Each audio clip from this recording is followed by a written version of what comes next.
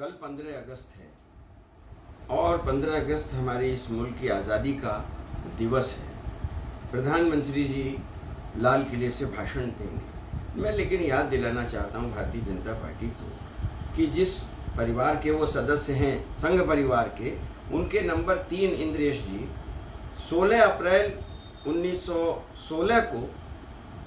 2016 को इन्होंने कलकत्ता में एक बयान दिया था कि 15 अगस्त 1947 इस मुल्क का स्वतंत्रता दिवस नहीं है, विभाजन दिवस है।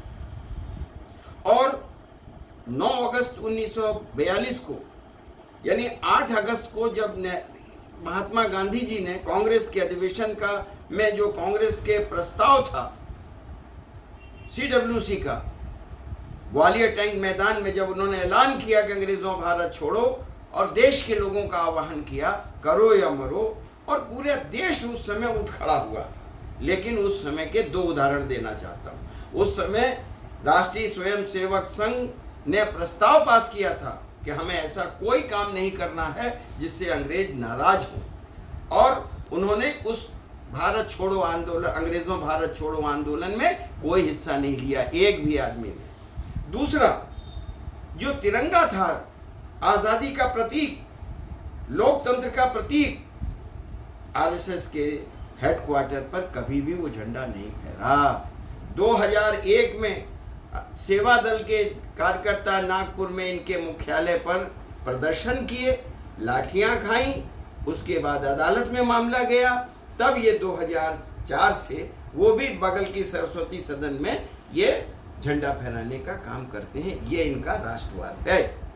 और इसके साथ साथ इनके जो शीर्ष पुरुष हैं भारतीय जनता पार्टी के, श्री श्यामा प्रसाद मुखर्जी, 1942 में मुस्लिम लीग सरकार में श्री श्यामा प्रसाद मुखर्जी वित्त मंत्री थे पश्चिमी बंगाल में, और उन्होंने उस समय के जो गवर्नर जनरल थे हर्बर्ट जॉन, उनको पत्र लिखा कि ये कांग्रेस के अराजक तत्व जो आंदोलन सन 42 में चला रहे हैं, हम इसको कुचल देंगे, हम आपको आश्वस्त करना चाहते हैं और इनको हम ठीक कर देंगे।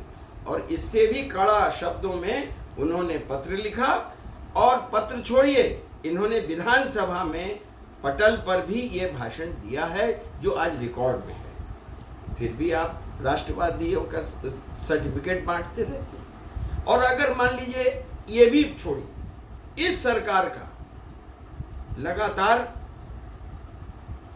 बेचना, LIC जो जीवन रेखा है उसको आप बेच रहे हैं।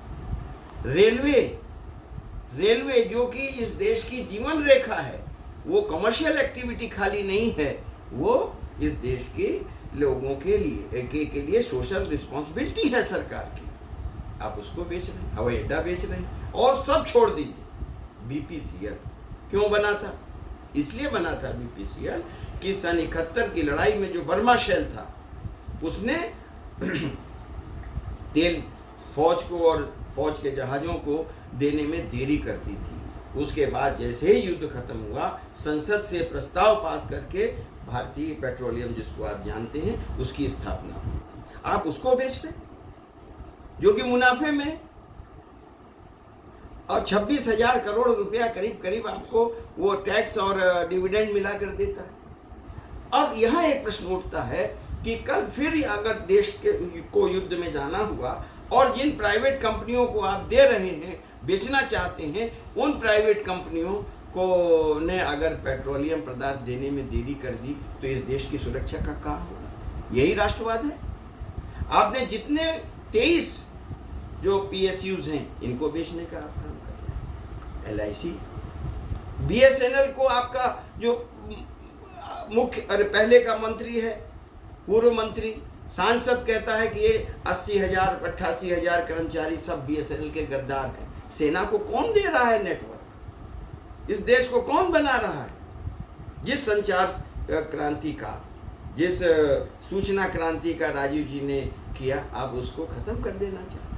तो आज मुल्क को ये सोचने की आवश्यकता है कि आज जो जिन लोगों ने इस मुल्क की लोकतंत्र की लड़ाई में हिस्सा नहीं लिया, आज़ादी की लड़ाई में हिस्सा नहीं लिया, वो आज सर्टिफिकेट बांट रहे हैं। लेकिन मैं इस देश के लोगों का, नौजवानों का आह्वान करना चाहता हूँ कि आप स्वतंत्रता आंदोलन के मूल्यों की रक्षा करिए। अगर लोकतंत्र के मूल्य रहेंगे तो इस मुल्क में लोकतंत्र भी रहेगा। धन्यवाद।